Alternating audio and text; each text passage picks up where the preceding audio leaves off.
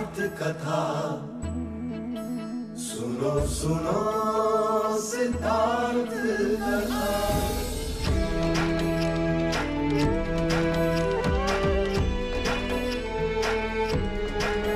संसार में दुख का कारण क्या,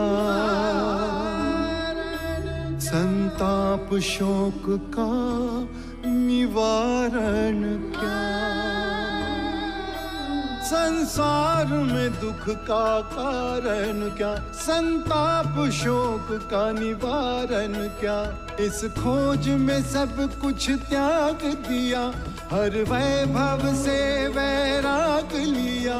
वो सृष्टि से संयुक्त हुए, सिद्धार्थ से गौतम बुद्ध हुए।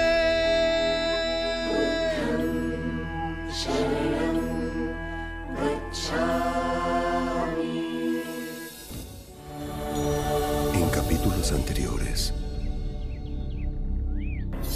Escuchamos que eres sabio, Buda.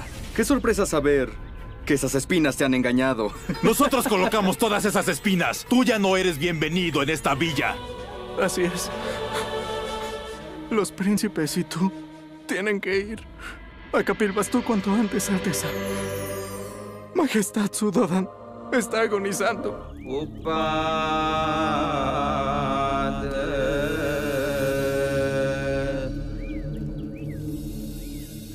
Señora Amrapali.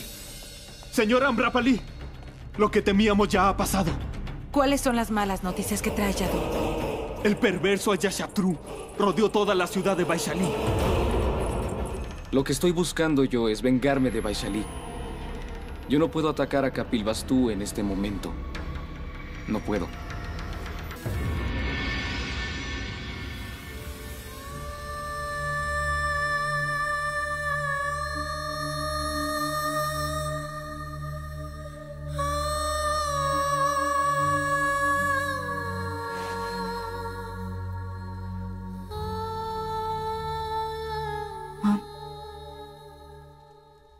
थोड़ा दूध पी लीजिए, जिससे आपको नींद आ जाएगी।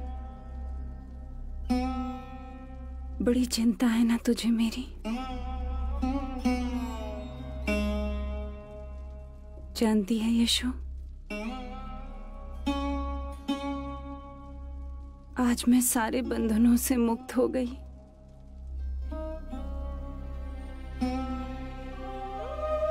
बेटा दूर चला गया,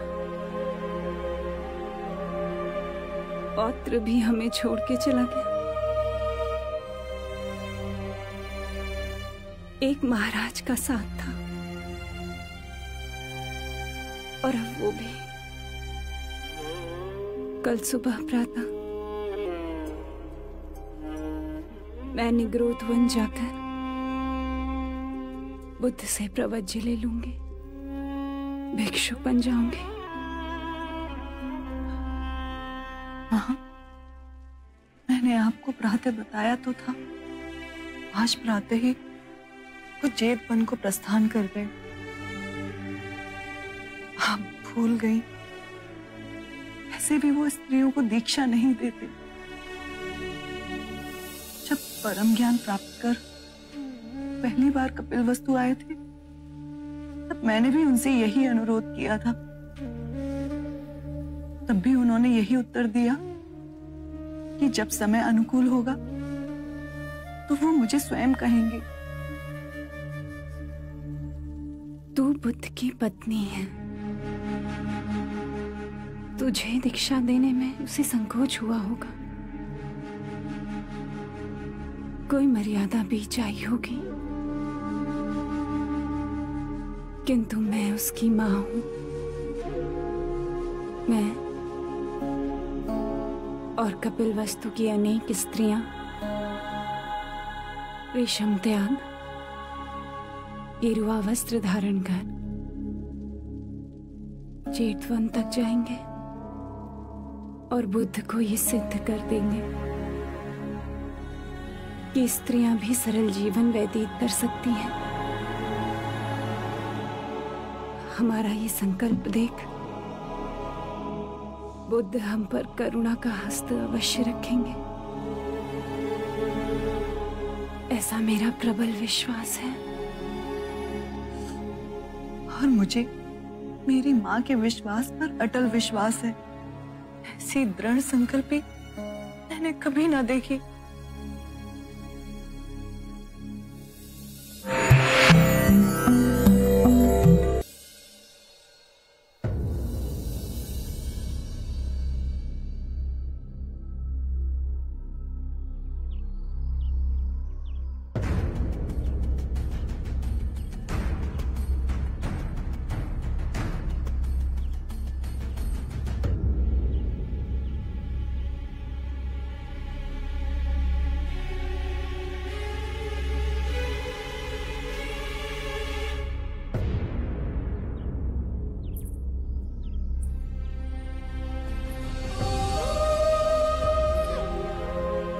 दीदी, इतना कठोर निर्णय दीदी, मैं आपको इस दशा में नहीं देख पाऊंगी। महादेवी, आप भाई महाराज के आशीर्वाद का हाथ हमारे सर पे नहीं रहा, अब क्या आपका हाथ भी हमारे सर पे नहीं रहेगा? इस जीवन में तुम सब जैसे प्रेम करने वाले भाई बहन मिले, तुम्हारा बड़ा उपकार है मुझ पर। और मुझे पूरा विश्वास है कि मेरी अनुपस्थिति में तुम धर्म और न्याय का पालन करोगे।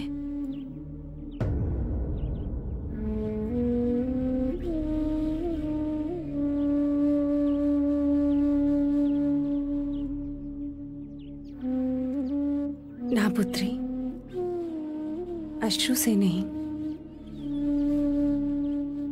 मुझे दीक्षा मिलते ही मैं स्वयं तुझे वहां बुला लूंगी। बुद्ध के साथ न सही,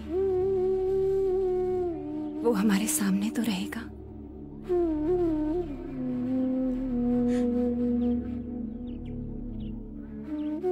मंगला दीदी, मैं यशो को तुम्हें सौंपती हूँ। मेरी पुत्री का ध्यान रखना,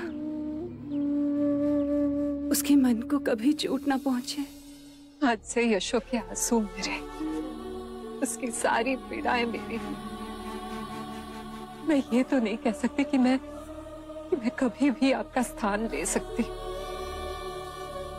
परंतु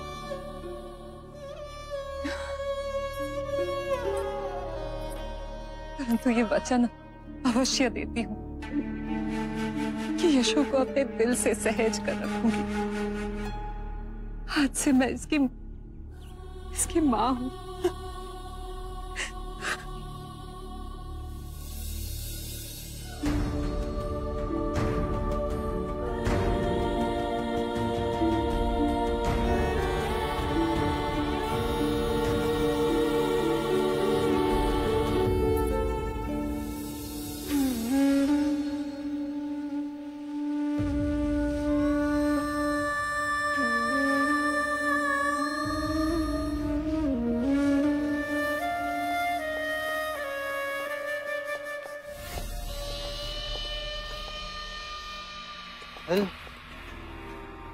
ऐश्वर्य छोड़ के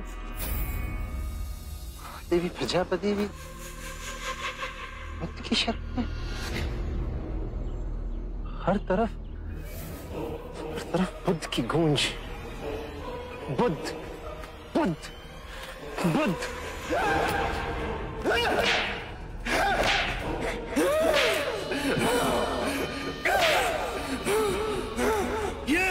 ये अजात शत्रु से मित्रता करने के लिए,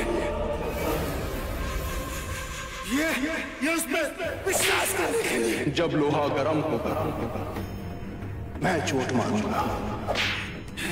ये उससे मुक्ति करने के लिए। युद्ध में केवल तेज धार तलवार ही काम आती है, बिना धार की तलवार का क्या काम? ये सिंहासन गंवाने के लिए।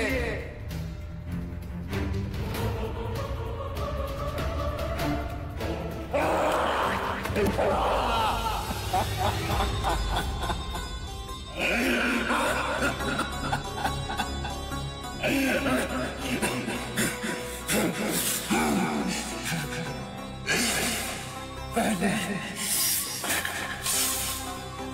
मुझ सिद्धार्थ से,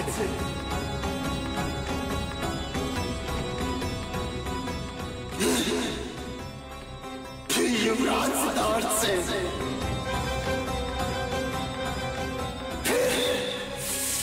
फिर यशोधरा के प्रेमी सिद्धार्थ से। यशोधरा, ये तुम्हारे तुम मेरे लिए कुछ नहीं लाए सिद्धार्थ।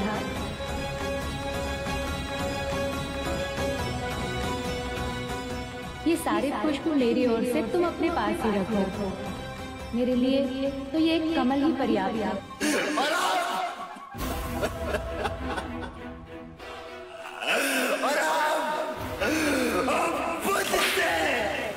बुद्ध से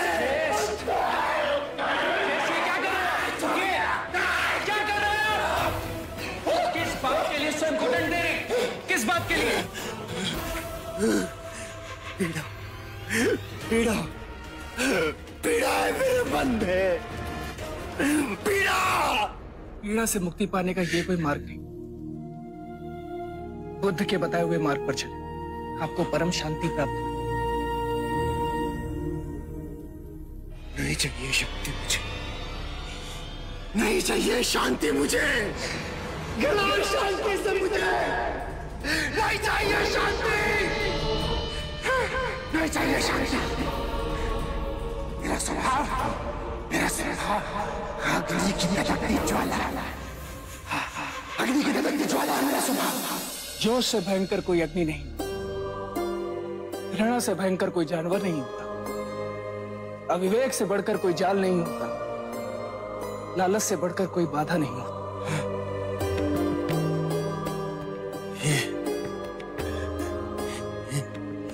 ये वाणी मेरी नहीं है, ये वाणी बुद्ध की है।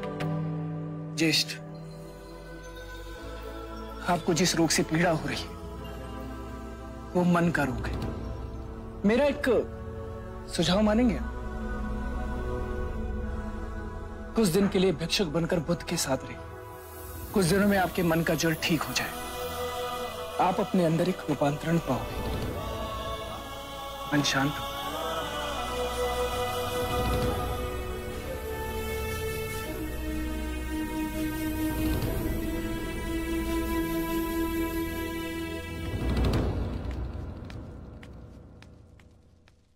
मन शांत होता यदि अजात शत्रु ने मुझसे विश्वासघात न किया होता। बचपन से लेके आज तक एक ही जिसने मेरा सब कुछ छीन लिया, मेरा सुख, मेरी शांति, मेरा मान, सम्मान, अभिमान, मेरा प्रेम, मेरा प्रथम प्रेम, राज सिंहासन, सब कुछ छीन के तुम तो भगवान बन के बैठ गए Siddharth.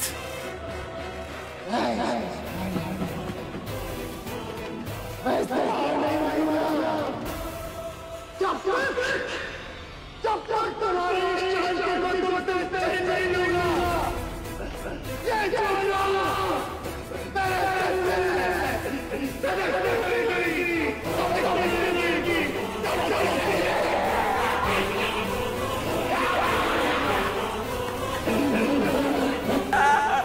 Buda no acepta mujeres entre nosotros.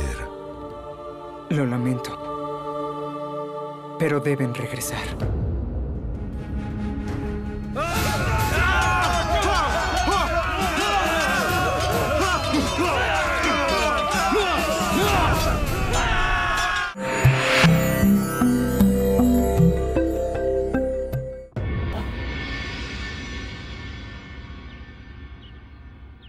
इतने सारे भिक्षु द्वार पर?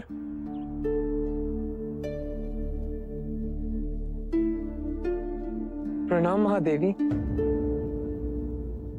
आप यहाँ इस दशा में? पुत्र आनंद, भिक्षुक बनने का अधिकार केवल पुरुष का तो नहीं, और मुझे इतना तो ज्ञात है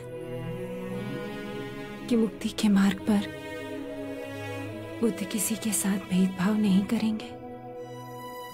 शांति पाने का अधिकार सबको है। बुद्ध ने स्वयं कहा है, धनी, निर्धन, छूत, अछूत सब संघ में आ सकते हैं। आशा है स्त्रियों के साथ भेद ना होगा।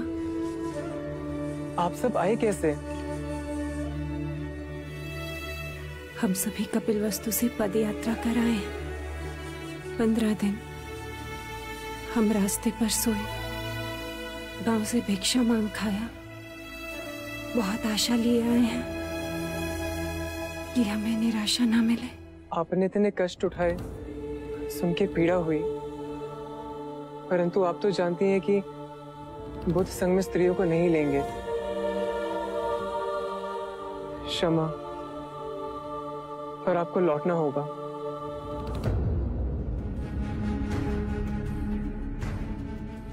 हम बहुत दूर से आए हैं, अब लौटेंगे नहीं।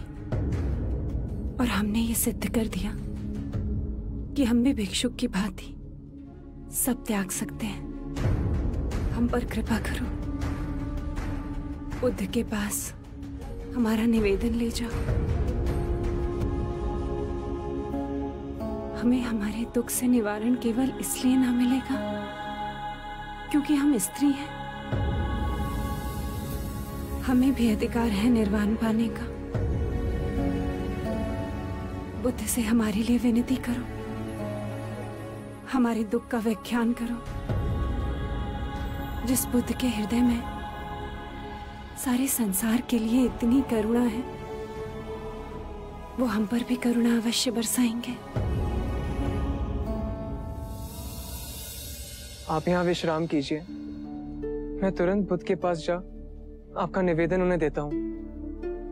मैं वचन देता हूँ कि जो बन पड़ेगा करूंगा।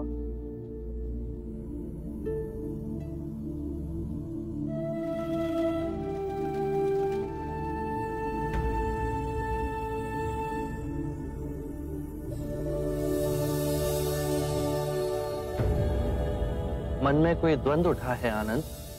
एक प्रश्न है, क्या स्त्रियों में भी क्षमता है कि वो साधना कर सके, समाधि पा सके, अरिहंत बन सके? कोई संदेह नहीं, स्त्रियों में महान शक्ति। तो संघ के द्वार स्त्रियों के लिए क्यों बंद हैं? शाक्य मुनि, महादेवी प्रजापति अपना सब त्याग कर, गेरुआ धारण कर कपिलवस्तु से पैदल चल आपके पास आई हैं। उनके पांव रक्त से लथपथ, छाले पड़े हुए हैं। ये सिद्ध कर कि जितनी यातना पुरुष झेल सकता है, उतनी स्त्री भी झेल सकती है। आंखों में केवल एक ही आशा लिए और हाथ विनती से जोड़े कि उन जैसी स्त्रियों को आप दिशा दिखाएंगे। उन्होंने कहा है कि स्त्रियां पूर्ण जीव हैं, उन्हें भी अधिकार है मुक्ति पाने का। हे करुणा निधान, अपनी कृपा का हाथ उन दुखियारियों पे रखिए।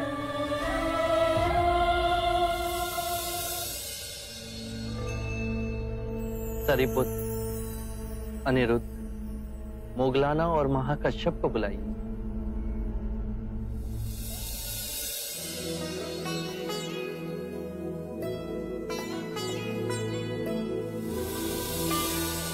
हाँ महादेवी। क्या? नहीं, मैंने जल का त्याग किया है। जब तक अब बुद्ध मुझे दीक्षा नहीं देंगे, मैं जल ग्रहण नहीं करूंगी। आप सबने जो 8 नियम बनाए हैं,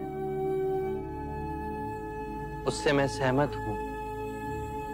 आनंद, तुम जाकर इन नियमों की जानकारी दे दो। यदि आप स्वयं आए तो माता प्रजापति को प्रसन्नता होगी।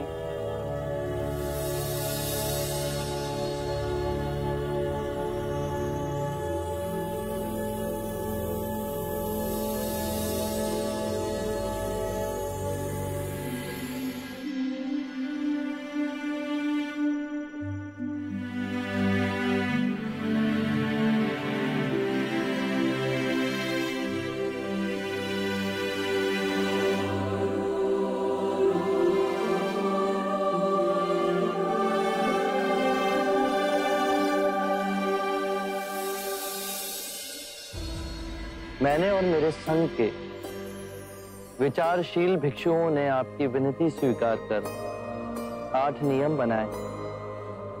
यदि आप सभी को ये नियम मान्य हो तो आज ही आपको दीक्षा दे भिक्षुनी बनाया जाएगा। आभार। ये नियम आपको आनंद समझाएंगे। कृपया कर ध्यान से सुनिए। 1. भिक्षुणी सदैव दूसरी भिक्षुणी को सम्मान देगी, चाहे वो आयु में उनसे बड़ी हो या उनसे साधना में अधिक वर्ष लगाए। 2. 3 माह के एकांतवास में भिक्षुणी का समुदाय भिक्षु के समुदाय के निकट रहेगा, जिससे वो भिक्षु से आध्यात्मिक ज्ञान और अध्ययन में सहायता ले सके। 3. माह में 2 बार भिक्षुणी समुदाय किसी प्रतिनिधि के द्वारा भिक्षु को आमंत्रित करेंगी, जो कि तय करे कि उपासना उपवास का दिन कौन सा हो। 4. वर्षा ऋतु के एकांतवास पश्चात भिक्षुणियां पावन के लिए आएंगी। ये दिवस बोधिसत्व का पावन दिन 11वें माह की पूर्णमासी को मनाया जाएगा। इस दिन कोई भी वाद विवाद जो दुर्भाग्य से उठ खड़ा हुआ हो, उसका निवारण होगा। इस पावन दिवस भिक्षुणियां अपने आत्म मार्ग के अभ्यास का लेखा जोखा भिक्षुणियों के समक्ष ही नहीं, अपितु भिक्षुओं के समक्ष भी रखेंगी। 5. यदि किसी भी भिक्षुणी ने किसी भी नियम का उल्लंघन किया हो तो उसे भिक्षु और भिक्षुणियों के समक्ष यह स्वीकारना होगा। 6. आत्मिक अभ्यास के पश्चात नवदीक्षित को पूर्ण भिक्षुणी बनने के वचन भिक्षु और भिक्षुणियों के समक्ष ही लेने होंगे। 7. भिक्षुणी किसी भी भिक्षु की आलोचना और निंदा नहीं करेगी। 8. भिक्षुणी किसी भी नए भिक्षु को धर्म का ज्ञान नहीं देगी। क्या आप सभी को ये नियम मान्य है?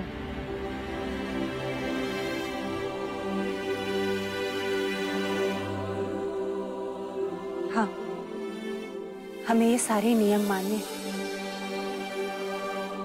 और हम अंतर मन से इन नियमों का पालन करेंगे। आप बस हमें दीक्षा दे दें। आप सभी भोजन और स्नान करके आइए। आज ही आपको दीक्षा दी जाएगी।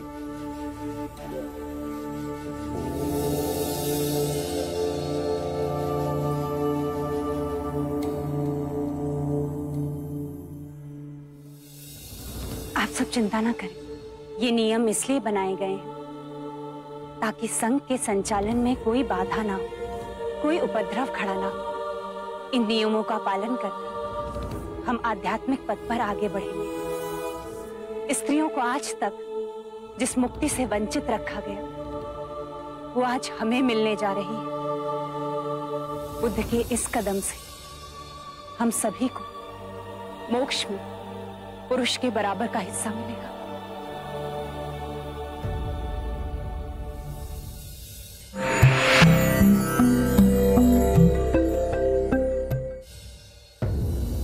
भाते, ये कैसा विरोधाभास?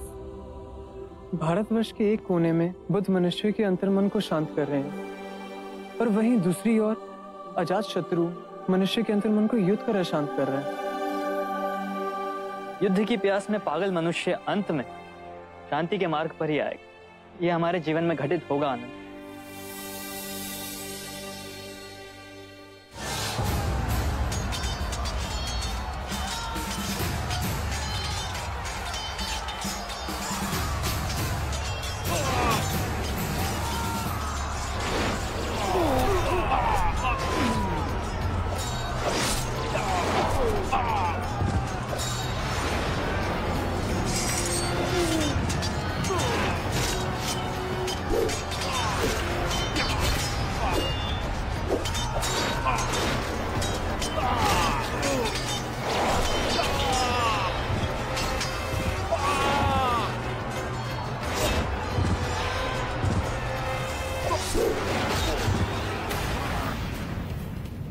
धैर्य रखो, धैर्य रखो सैनिक, धैर्य रखो। जल्दी रखो इसे। वैद्य जी, जल्दी लेप लेकर आइए। कितना रक्त बह रहा है इसका। जल्दी जल्दी। धैर्य रखो सैनिक, धैर्य रखो। रक्त का बहाव जल्द ही बंद हो जाएगा। मैं लौट के युद्ध के लिए जा पाऊंगा ना? अवश्य जाओगे। वैशाली के माथे पर विजय का मुकुट तुम ही पहनाओगे सैनिक। हमारी वैशाली की जीत होगी। हाँ, हमारी वैशाली अवश्य जीतेगी। हमारी वैशाली की जीत होगी। हमारी वैशाली ही जीतेगी। हमारी वैशाली की जीत होगी। हमारी वैशाली जीतेगी।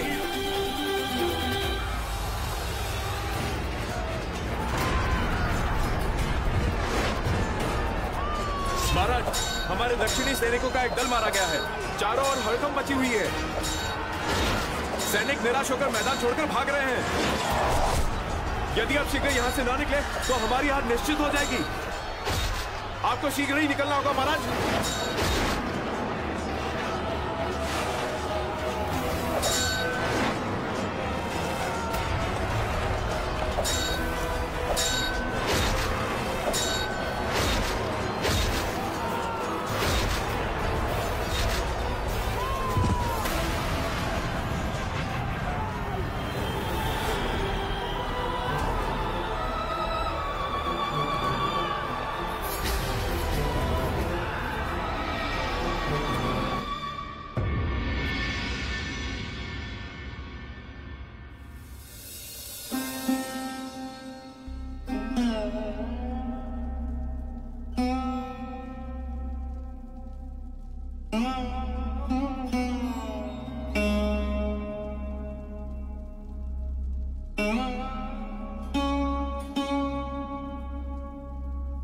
मानव को क्या हो गया यदु? ये दूसरे की धरती पर मनमानी कर उत्तराधिकार करना? ये लहू की पिपासा कभी मिटेगी क्या? रोना आता है सोचकर कि बुद्ध जैसे विशाल व्यक्तित्व ने, जिसने मगध के जन जन को अहिंसा और शांति का मार्ग दिखाया, उस युग पुरुष की वाणी क्या किसी ने अंतरात्मा से समझने की कोशिश की? अगर अंतर साथ किया होता तो मगध लहू की होली ना खेलता। मगध के जन जन के हृदय में बुद्ध का संदेश है देवी अम्बा। पर अजात शत्रु जो अपने बल के नशे में चूर, विवश कर उन्हें युद्ध के मैदान में लाया। एक मनुष्य के अभिमान की पूर्ति के लिए कितने बेबस लोग अपनी जान की आहुति देंगे। देवी अम्बा, हम युद्ध जीत गए। मगध की सेना युद्ध के मैदान से भाग खड़ी हुई। वैशाली की जीत हुई। सुनिए, हमारी वैशाली की विजय का नाद का स्वर चारों दिशाओं में गूंज रहा है। अम्बा, वैशाली की, वैशाली की, वैशाली की, वैशाली की, वैशाली की, वैशाली की, वैशाली की, वैशाली की, वैशाली की, वैशाली की, वैशाली की। देखो तो, वो वैशाली का सैनिक घायल है। चार जल्दी से उसे ऊपर लेकर आओ। उषा, तुम भी वैद्य जी को बुला के लेकर आओ।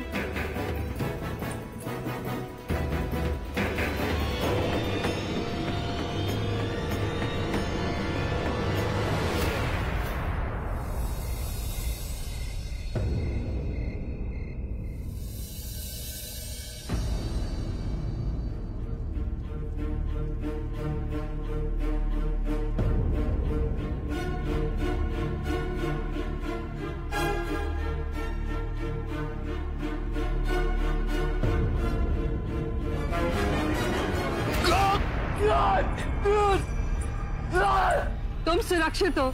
तुम्हारी जान पर जो संकट था टल गया है। तुम्हारी वीरता व्यर्थ नहीं गई सैनिक। जिस वैशाली के लिए तुमने अपने प्राण दांव पे लगाए, वो वैशाली, तुम्हारी वैशाली जीत गई। वैशाली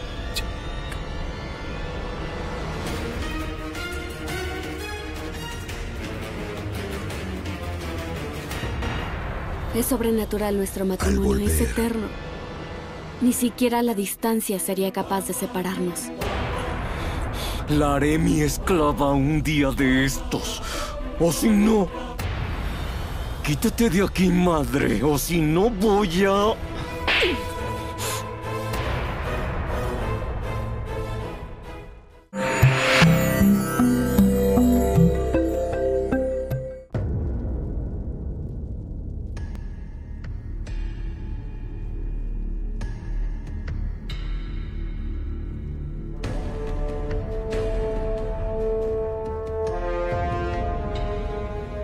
देवी अम्बा, घाव बहुत ही गहरा है और ज्वर भी इन्हें भीषण चढ़ गया है। अतः ये काढ़ा इन्हें 4-4 घंटे के अंतराल पर पिलाते रहिएगा। 1-2 दिन के पश्चात इन्हें अवश्य ही चेतना आ जाएगी। मुझे आज्ञा दीजिए। आइए वैद्यराज।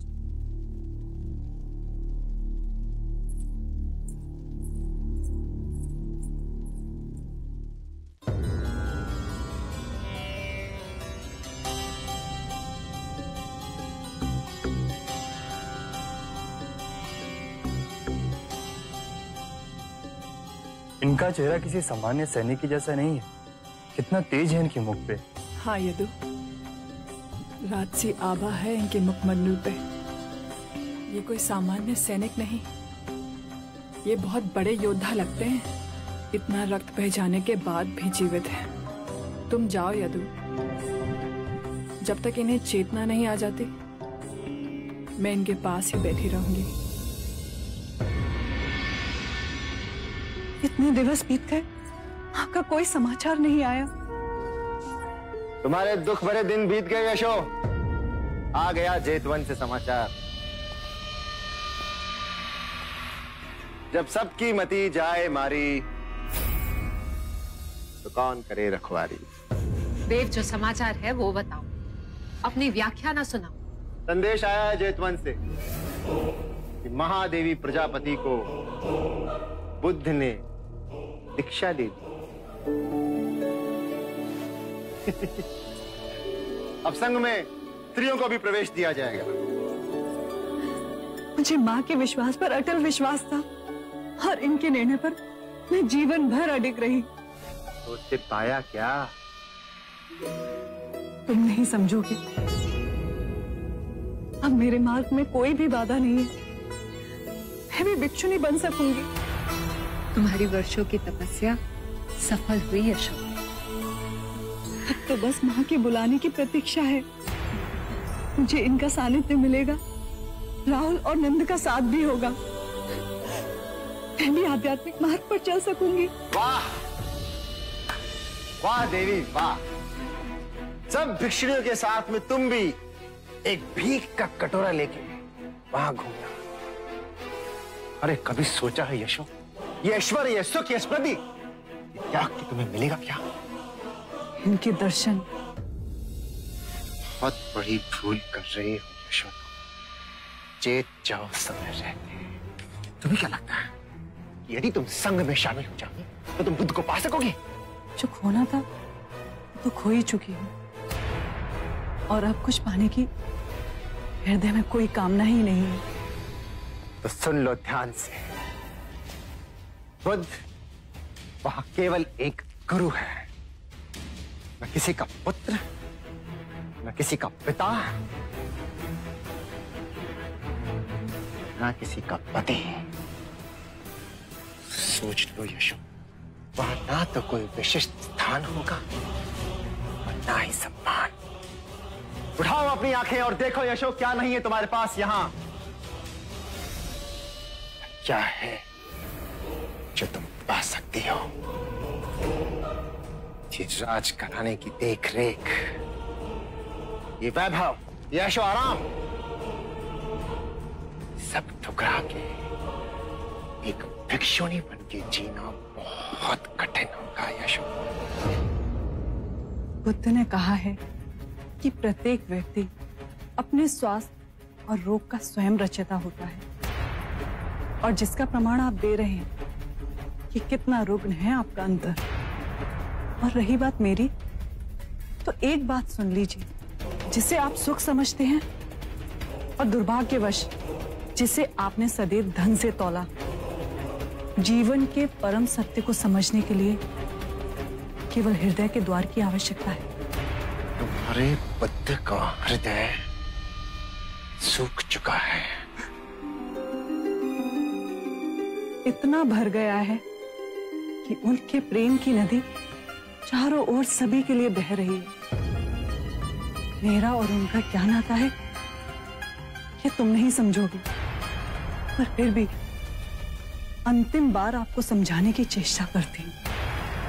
मेरा और उनका नाता हृदय का है और केवल इस जन्म का नहीं, अपितु कई जन्मों का है। इसीलिए शुरू से ही हम दोनों एक दूसरे को समझ सके। यदि मैं भिक्षुनी नहीं भी बनती तो भी मुझे केवल इस बात का आश्वासन था कि वो यहीं कहीं इसी पृथ्वी पर हैं। और अब जब मैं उनके साथ रहे, भले वो मेरे साथ ना हो, पर मैं उनके आध्यात्मिक मार्ग पर चलूंगी और उन्हें अपना परम गुरु बना सकूंगी। हमारा विवाह साधारण नहीं है ज्येष्ठ। मेरा और इनका विवाह अलौकिक है, जिसे दुनिया की कोई भी दूरी नहीं मिटा पाई। इसकी केश पकड़कर इसे अपने चरणों की दासी न बनाया तो मैं भी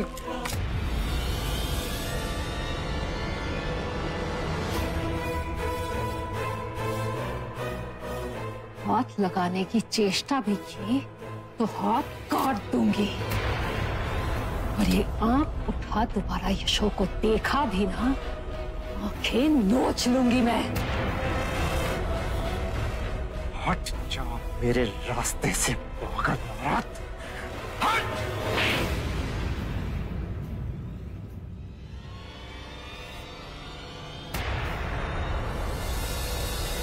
यदि यही थप्पड़ मैंने तुझे बचपन में मार दिया होता तो आज मुझे ये दुर्दिन ना देखना पड़ता।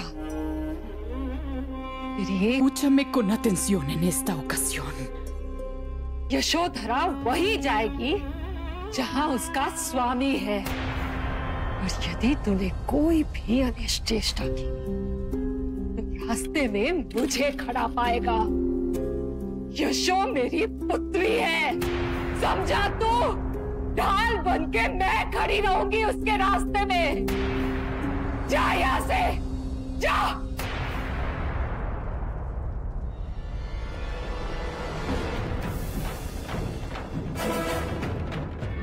Estás desahogando tu vieja enemistad en mí. Tú no estás aceptando tu vocación. Estás mintiendo. ¿Miento ahora yo? Sí.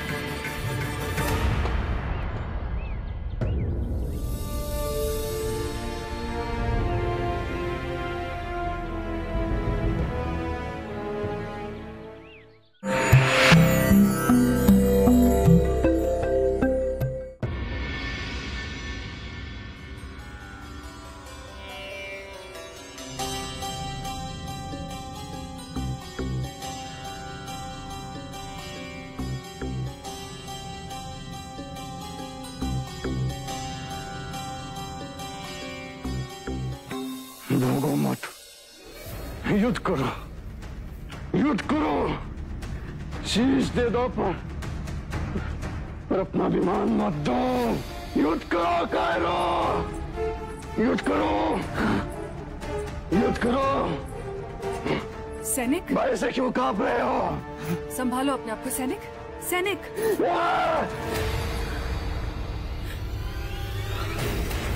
कौन हो तुम? मैं कहाँ हूँ? वैशाली में। वैशाली? मैं तो युद्ध में। वैशाली तुम जैसे शूरवीरों से धन्य है। वैशाली जीत गई युद्ध में और अजात शत्रु पराजित हुआ। सैनिक, हे ईश्वर, दासी। सैनिक, ये पी लो।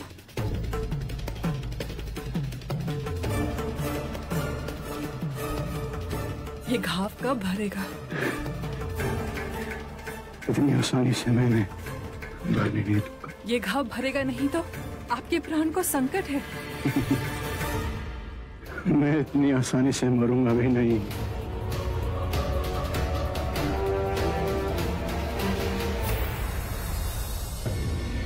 इस वर्षा ऋतु शाक्यमुनि हमारे साथ एकांतवास को समय में व्यतीत करेंगे। धन्य होंगे हम जो उनका सानिध्य हमें प्राप्त होगा।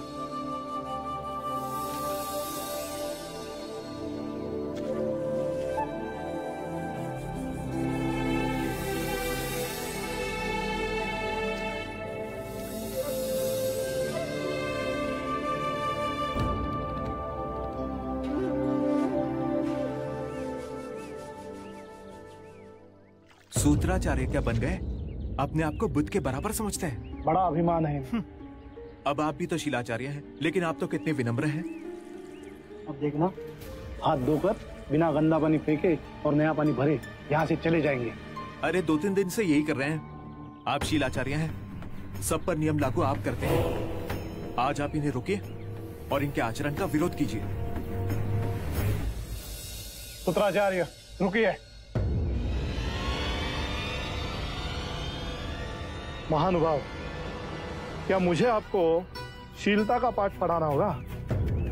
बुद्ध सबको समान समझते हैं, तो नियम भी सब पर समानता से लागू होते हैं। क्या हो गया? खाने के झूठे हाथ धोकर वो गंदा पानी फेंककर उस बर्तन में नया पानी भरना पड़ता है। मैं भूल गया। 2-3 दिवस से आप हमेशा भूल जाया करते हैं। इतनी तुच्छ बात को इतना तुल क्यों दे रहे हैं? देना पड़ता है क्योंकि यहाँ कोई भी आपका दास नहीं। मैं सूत्राचार्य हूँ। आप मुझे शालीनता सिखाने से पहले विनम्रता सीखिए। सूत्र क्या सिखाए? आप बात करना भी आप सिखाएंगे? आप शीलाचार्य को सम्मान दीजिए। कैसे सम्मान दें? अपने क्रोध पे तो आपका वश है नहीं। शीलाचार्य जी को समय और अवसर का कोई ज्ञान है नहीं। आप शीलाचार्य का अपमान कर रहे हैं। तो वे कौन सा सूत्राचार्य पे फूलों की वर्षा कर रहे हैं? सूत्राचार्य तो आपके शीलाचार्य से कहीं अधिक गुणी। इनके गुण तो हम देख चुके। आप ईर्ष्या करते हैं मुझसे। मैं क्यों ईर्ष्या करूंगा आपसे? मैं तो केवल आपको आचरण समझा रहा हूँ। आचरण समझाने का ये कौन सा तरीका है? तो क्या करूँ? कोई गलती करता है, आप तो गलतियां दोहराते जा रहे हैं। इससे ये समझ आता है कि सबके लिए आपके मन में समान भाव नहीं है। आपने ये निष्कर्ष कैसे निकाल लिया? यदि आपके मन में समान भाव होता तो आपके बाद में आने वाले भिक्षु को क्या सेवक समझते आप, जो आपकी छूटन उठाए? आपके मन में मेरे लिए बैर है। मैं क्यों बैर पालूंगा? गलती की है तो मान जाइए। गुण तो हम देख चुके। बुद्ध के भिक्षु कहलाते हैं अपने आप को, और इतनी छोटी सी बात का पतंगड़ बना रहे। इस तरह का उपद्रव करने से संघ में फूट पड़ेगी और ये बात बाहर जाते हुए कोई समय ना लगेगा। संघ का नाम खराब हो, इससे पहले मैं तुरंत जहां बुद्ध को इसकी सूचना देता हूँ। ऐसी भी क्या बड़ी गलती कर दी मैंने? लो, अब आपको अपनी गलती बड़ी नहीं लग रही। आप कोई पुरानी शत्रुता निकाल रहे हैं मुझसे। आप अपनी गलती स्वीकार नहीं कर रहे। आप झूठे हैं। मैं झूठा हूँ? हाँ।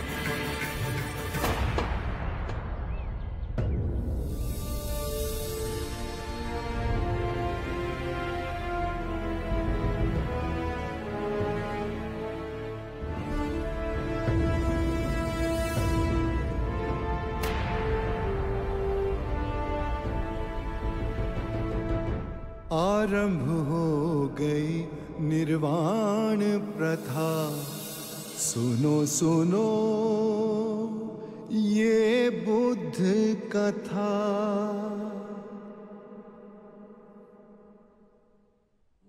जोश से भयंकर कोई अग्नि नहीं, घृणा से भयंकर कोई जानवर नहीं, अविवेक से बढ़कर कोई जाल नहीं, लालच से बढ़कर कोई बाधा नहीं।